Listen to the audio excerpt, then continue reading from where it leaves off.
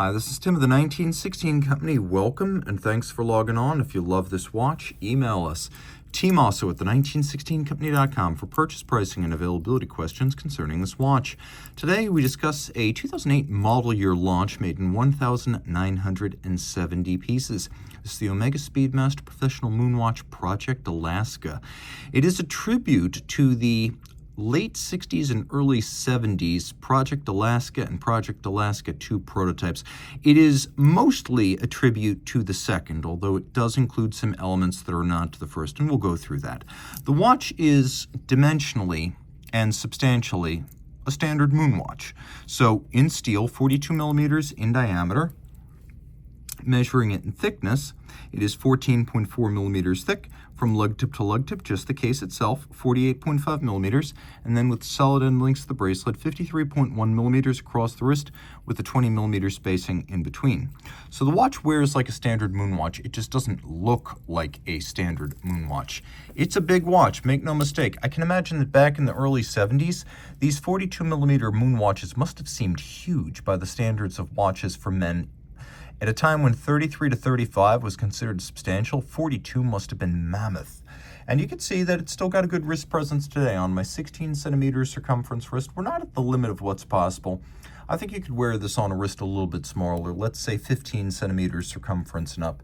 Here's your cuff shot. It's not super thick, but it does have a little bit of an outcropping to the bezel, so the tightest sleeves might get hung up. You can see my jacket's not a problem though. Here's your over-the-top shot. Bracelet. Characteristic of what was on a moon watch back in 2008 when this commemorative came out. You can see there's an end link, though it's not quite as perfectly mated to the profile as a Rolex Oyster bracelet. It still does close the gap and trace the arc of the case well.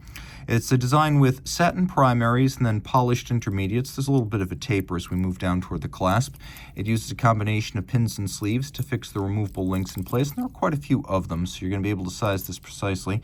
You can also see that there are two alternate anchoring positions inside the clasp to fine-tune the fit. The clasp is very similar to what you would have found on a Diver 300 meter at the time from the Speedmaster collection, but it just doesn't have the dive extension. It has the thick gauge steel clasp, the twin trigger release, and the single swing arm, which is also burly steel. You can see that the engravings are still quite deep and pronounced. Rolling around to the case, lyre style lugs. We've seen them many times over the years.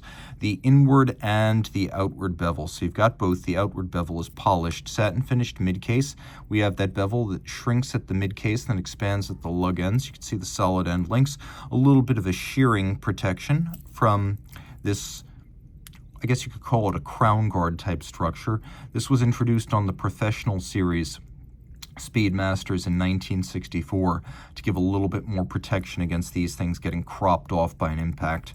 And then we have an anodized aluminum insert for the tachymetric scale, which can be used with the chronograph to gauge the speed of an object. And depending on how fast that object is, you can use your mental decimals. You can also decide whether you want this to be a kilometer or a mile, if you're good doing conversions in your head. And then we have the famed Hesselite crystal, the thermoplastic plexi-like crystal, and it has a purpose. In space, they don't want anything to shatter. A shattered sapphire crystal creates loose, sharp micro elements that are floating around and directly into people's lungs, because remember, there's no gravity to pull those elements to the ground, so they're going to float in the atmosphere. They're going to be ingested through the lungs, so they don't want to risk that, so they use a thermoplastic. It is easier to scratch, yes, but it is much tougher to shatter than a sapphire, and that is why this plexi-like Hesselite has always been a feature of the NASA spec moon watches. By the way, if it gets scratched, a watchmaker's abrasive piece of rubber or even a hard pencil eraser can remove the scratch, so it's not as vulnerable as you think. The dial is where you find most of the Project Alaska content here. Original Project Alaska was this enormous cushion case titanium chronograph that Omega created in the late 60s, and it was completely impractical, so it never really got off the blocks. Project Alaska 2 came about in 1970 with a more traditional Moonwatch case and a different dial. There were a couple of different bezels on those, some of which were calibrated in hours rather than as tachymetric scales. But some of the common features included the white, black, and red accents as a color palette, the use of these almost deltoid-like chronograph counters, and of course the red seconds hand with the black on white hours and minutes. So this gives it a very different kind of look. Now there are some elements that are nods to the Project Alaska 1, which stylistically on the dial at least was visibly related to the Project Alaska 2. If you were looking for Project Alaska 3, that was the most conventional. It just had the radial registers as one of its distinguishing features. It's the Alaska 2 that lends most of its character to this model. So on the back, not a whole lot changes, though it does mention that this is a limited edition individually numbered, and it does mention the Alaska Project, which was just an arbitrary name, perhaps to protect trade secrets and throw off the scent from competitors in the watch space. It didn't mean anything specifically.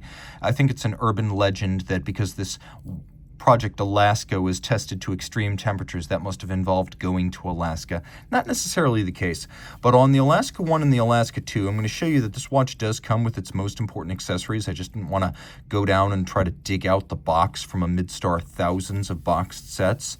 So you can see it does come with the external aluminum carapace that fits over the watch and allows you to operate the chronograph while also shielding the watch from extreme temperatures, which you can see right there. Those are Celsius. So just keep that in mind.